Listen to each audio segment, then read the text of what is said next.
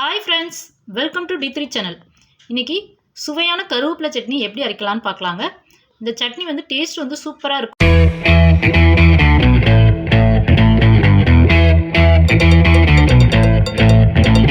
கருவேப்பிலை வந்து நம்ம யூஸ்வலாக வந்து தாளிக்கிறதுக்கு யூஸ் பண்ணுவாங்க. ஸோ தாளிக்கும் போது நம்ம போடும்போது வந்து என்ன ஆகுனா, எல்லோரும் சாப்பிடும் போது அதை எடுத்து ஊற வச்சுருவாங்க. ஸோ வந்து யாரும் அதை வந்து சாப்பிட மாட்டோம்.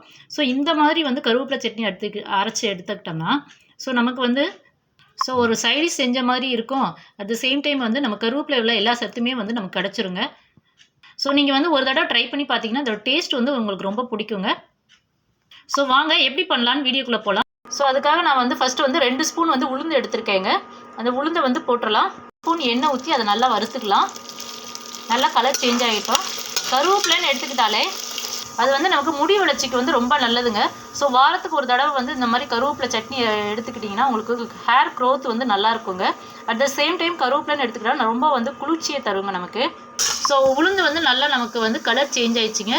கலர் சேஞ்ச் ஆனோடனே நம்ம வந்து இதை வேறு பிளேட்டுக்கு வந்து ட்ரான்ஸ்ஃபர் பண்ணிடலாம். நெக்ஸ்ட்டு வந்து 5-6 பூண்டு பல் வந்து தோல் உரித்து வச்சுருக்கேங்க. அதையும் போட்டுடலாம். அதுவும் லைட்டாக எண்ணெயிலே வதக்கிடலாங்க.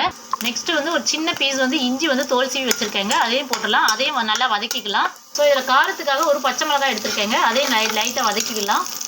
உங்களுக்கு வந்து காஞ்ச மிளகாய் வேணாலும் காஞ்ச மிளகாய் போட்டுக்கோங்க. அதுவும் டேஸ்ட்டு நல்லா தாங்க இருக்கும். நெக்ஸ்ட்டு வந்து கொஞ்சம் தேங்காய் எடுத்துருக்கேங்க. தேங்காய் எண்ணெயிலே நம்ம வந்து வதக்கிக்கலாங்க. நெக்ஸ்ட் வந்து ஒரு சின்ன பீஸ் வந்து புளி எடுத்துருக்கேங்க. அதுவும் நம்ம லைட்டாக வதக்கிக்கலாம்.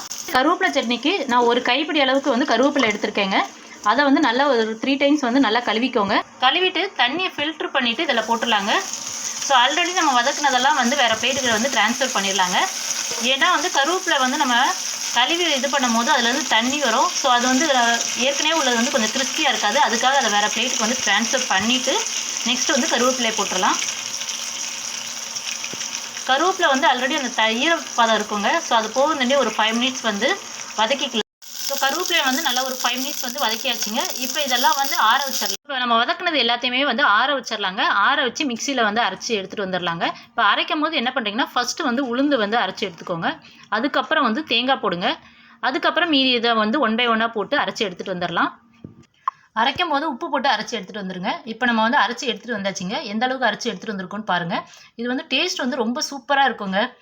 எப்படி வந்து நம்ம கீரை வந்து வாரத்துக்கு ஒரு 2 தடவை எடுத்துக்கிறோமோ அதே மாதிரி கருவேப்பிலையும் வந்து நமக்கு வந்து அடிக்கடி சேர்த்துக்கிறணுங்க. சேர்த்தா ரொம்ப நல்லது. இப்போ நம்ம தாளிச்சிட்டு வந்துடலாம். இப்போ வந்து சட்னி தாளிக்கிறதுக்காக ஒரு கடாய் எடுத்திருக்கேங்க. அதில் வந்து 1 ஸ்பூன் வந்து எண்ணெய் விட்டுருக்கேன். எண்ணெய் காஞ்சோடனே கடுகு போடலாம். நெக்ஸ்ட் வந்து ஒரு காஞ்ச மிளகாய் எடுத்திருக்கேங்க. அதை 2ஆக கிள்ளி வச்சுருக்கேன். அதை போட்டுடலாம். அப்புறம் வந்து கருவேப்பிலை ஒரு இனிக்கு வச்சுருக்கேன். அதை நெக்ஸ்ட் வந்து ஒரு 1/2 ஸ்பூன் வந்து கடலைப்பருப்பு போட்டிருக்கேங்க. அதே போட்டுடலாம். இது எல்லாத்தையும் எண்ணெயில் நல்லா வதக்கிடலாங்க. இப்போ கடலைப்பருப்பு வந்து கலர் சேஞ்ச் ஆனோடனே ஸ்டவ் ஆஃப் பண்ணிடலாங்க. இப்போ வந்து நம்ம தாளிச்சதெல்லாம் ஊற்றியாச்சுங்க. இப்போ சூப்பராக நம்மளுக்கு கருவேப்பிலை சட்னி வந்து ரெடி ஆயிடுச்சுங்க.